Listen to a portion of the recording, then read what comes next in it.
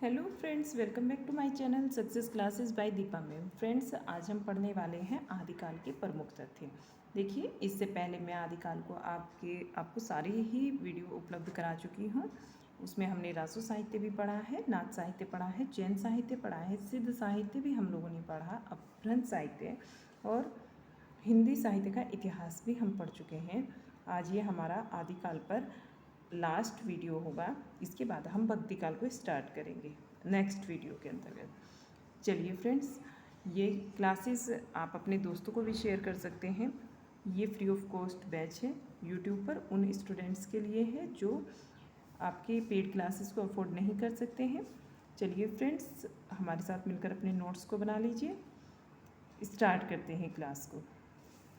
आदिकाल के प्रमुख तथ्य। आदिकाल की जो भाषा रही है वो डिंगल पिंगल रही है। आदिकाल का प्रमुख रस वीर रस है। इसमें वीर साहित्य ज़्यादा लिखे गए। अपभ्रंश परंपरा के अंत में आचार्य रामचंद्र शुक्ल हमीर रासों से मानते हैं। अपभ्रंश जो परंपरा थी, इसका अंत किससे हुआ, कौन सी ऐसी रचना है जिससे कि इसका अंत हुआ, तो वो आचार्य रामचंद्र शुक्ल जी ने हमीर रासो रचना को माना है। और आपको ध्यान करना है, मैं पढ़ा चुकी हूँ कि हमीर रासो रचना किसकी है, तो वो सारंगधर की है। चलिए आगे चलते हैं। 63 महापुरुषों की कथा पुष्पदंत ने महापुराण में लिखी है। कहाँ लिखी है? महापुराण नामक इनकी एक रचना है। उसमें इन्होंने 63 महापुरुषों की जीवनी के चरित्र का वर्णन किया है। यानी आप ये समझ सकते हैं कि इस 63 महापुरुषों की कथा को 63 महापुराण भी कहा जाता है। ठीक है, इसमें 63 लोगों के जीवन के चरित्र का वर्णन इसमें किया है पुष्पदंत जी ने। आगे चलते हैं। अपने समय के कलिकाल के सर्वज्ञ कहे जाते हैं कौन? हेमचंद जी। अगला कथन देखते हैं। अपभ्रंश, अगला जो तथ्य है ये कहा गया है स्वयंभू के लिए कि अपभ्रंश भाषा के प्रथम कवि कौन है? स्वयंभू। और इनको किसने माना है प्रथम कवि? ये क्वेश्चन भी मैं आपको कई बार करा चुकी हूँ वीडियोज़ में कि अपभ्रंश भाषा का जो प्रथम कवि है स्वयंभू को माना है डॉक्टर रामकुमार वर्मा ने। ठीक है, आगे चलते हैं। प्राकृत के पाणिनि हेमचंद्र कहे जाते हैं।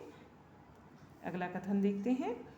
सर्वाधिक चरित्र काव्य जो लिखे गए वे जैन साहित्य के अंतर्गत लिखे गए। कब लिखे गए बेटा? सर्वाधिक चरित्र काव्य जैन साहित्य के अंतर्गत लिखे गए। नाथ संप्रदाय में जलंधर को बालनाथ कहा जाता है। क्या कहा जाता है? जलंधर को बालनाथ कहा जाता है। आचार्य रामचंद्र शुक्ल के अनुसार जिस समय मुसलमान भारत आए थे उस समय क्या हुआ था? जिस समय मुसलमान आए थे भारत में उस समय क्या हुआ कि सच्चे धर्म भाव का बहुत कुछ ह्रास हो चुका था। परिवर्तन के लिए बहुत बड़े धक्कों की आवश्यकता थी। ये कथन किसका है? आचार्य रामचंद्र शुक्ल जी का। नोट करना है आपको, बिल्कुल ऐसे के ऐसे ही नोट करोगे। चलिए आगे चलते हैं। आचार्य रामचंद्र शुक्ल के अनुसार हिंदी अपने जन्म से ही ब्रज भाषा की प्रवृत्ति के साथ खड़ी बोली प्रवृत्ति के लिए आई थी। ब्रजभाषा के हाथ में हाथ दिए खड़ी बोली उतरी। ये कथन है रामचंद्र शुक्ल जी का। चलिए आगे देखते हैं। अगला कथन हम देख लेते हैं। ये कथन भी रामचंद्र शुक्ल का ही है कि आचार्य रामचंद्र शुक्ल ने हिंदी साहित्य लेखन इतिहास लेखन में मिश्र बंधु विनोद, किसका कथन है? मिश्र बंधु विनोद, मिश्र बंधुओं का कथन है। मिश्र बंधु श्याम सुंदर दास कृत हिंदी कोविद रतनमाला, रामनरेश त्रिपाठी कृत कोविद कविता कौमुदी और योगी हरि कृत ब्रज माधुरी सार आदि ग्रंथों से सामग्री लिया है। अगला कथन देख लेते हैं। आचार्य रामचंद्र शुक्ल के अनुसार 84 सिद्धों में बहुत से मछुए, चमार, धोबी, कहार, लक्कड़हारे, दर्जी तथा बहुत से शूद्र कहे जाने वाले लोग हैं, अतः जात पात का खंडन तो वे आप ही हैं। तो ये क्या कहते हैं? ये कथन किसने कहा? सबसे पहले तो ये ही जान लेना आवश्यक है। ये कथन है रामचंद्र शुक्ल जी का। इन्होंने कहा कि 84 सिद्धों में अलग अलग जातियों से लोग आए थे और सभी इकट्ठे थे। तो वे उनमें अलग अलग जातियों से आए थे, तो खंडन तो, जात पात का खंडन तो वे अपने आप ही थे, क्योंकि उनमें कोई भी भेदभाव नहीं था। जब अलग अलग जातियों के लोग इकट्ठे रहकर एक संप्रदाय के अंतर्गत इकट्ठा रहते हैं तो वहाँ जात पात का तो सवाल ही नहीं उठता। ठीक है, यही रामचंद्र शुक्ल जी यहाँ कह रहे हैं कि 84 सिद्धों में जो बहुत सारे लोग थे, उनमें कुछ मछुए थे, कुछ चमार थे, कुछ धोबी, कुछ लकड़हारे, कुम्हार या डोम, बहुत से शूद्र कहे जाने वाले लोग थे, अलग अलग जात से आए थे। तो जाति पाति का खंडन तो वे अपने आप ही कर रहे थे, उसमें तो कोई बल ही नहीं दिया जाता था जाति पाति को। चलिए अगला कथन देखते हैं। आचार्य हजारी प्रसाद द्विवेदी जी का कथन है अगला। हजारी प्रसाद द्विवेदी जी कहते हैं, ये कहते हैं कि हिंदू समाज नीची से नीची समझी जाने वाली जात भी अपने से एक नीची जात ढूंढ ही लेती है। यानी कि क्या कहते हैं आचार्य हजारी प्रसाद द्विवेदी जी, कि हिंदू समाज में ऐसा होता है कि कोई हमने देखा सबसे नीची जात है, हमें लगता है कि सबसे ही नीची है, लेकिन वो भी अपने से नीची एक जात को ढूंढ ही लेती है। ये भी इम्पोर्टेंट कथन है इनका। ठीक है, आचार्य हजारी प्रसाद द्विवेदी जी का कथन है ये। हिंदू समाज में नीची से नीची समझी जाने वाली जाति भी अपने से नीची एक जाति को और ढूंढ ही लेती है। अगला कथन देखते हैं। आचार्य हजारी प्रसाद द्विवेदी के अनुसार, हजारी प्रसाद द्विवेदी जी कहते हैं कि शंकराचार्य के बाद इतना प्रभावशाली और महिमान्वित व्यक्तित्व अगर कोई है, कोई दूसरा भारतवर्ष में नहीं है। और अगर कोई है तो वो भी दूसरे स्थान पर आता है। अगर कोई इनके जैसा है भी तो वो दूसरे स्थान पर आता है। इनके जैसा पहली तो बात है ही नहीं कोई। तो इनका कथन इन्हीं के शब्दों में देखते हैं आगे। आचार्य जो हजारी प्रसाद द्विवेदी जी हैं, ये कहते हैं, इन्हीं का कथन है, बेटा देख लीजिए और इसको नोट डाउन भी करिए। शंकराचार्य के बाद इतना प्रभावशाली महिमान्वित भारतवर्ष में कोई दूसरा नहीं हुआ। भारतवर्ष के कोने कोने में आज भी इनके अनुयायी पाए जाते हैं। भक्ति आंदोलन के पूर्व सबसे शक्तिशाली धार्मिक आंदोलन गोरखनाथ का भक्ति मार्ग ही है। गोरखनाथ अपने युग के सबसे बड़े नेता थे। ठीक है, इन्होंने क्या कहा, देखिए इन्होंने कहा है कि शंकराचार्य जैसा तो आज तक कोई हुआ ही नहीं है, और गोरखनाथ इसमें दूसरे नंबर पर आते हैं। ये भी अपने युग के सबसे बड़े नेता थे। ठीक है बेटा, नोट डाउन करना है आपको। बहुत इंपॉर्टेंट कथन है, बहुत ज़्यादा इंपॉर्टेंट है। स्टार लगाकर नोट डाउन कीजिए आप इसको। ये मैंने आपको कल भी बताया था लास्ट वीडियो में अपना। चलिए अगला कथन भी देख लेते हैं। आचार्य हजारी प्रसाद द्विवेदी जी का ही कथन है। ये कहते हैं आचार्य हजारी प्रसाद द्विवेदी जी,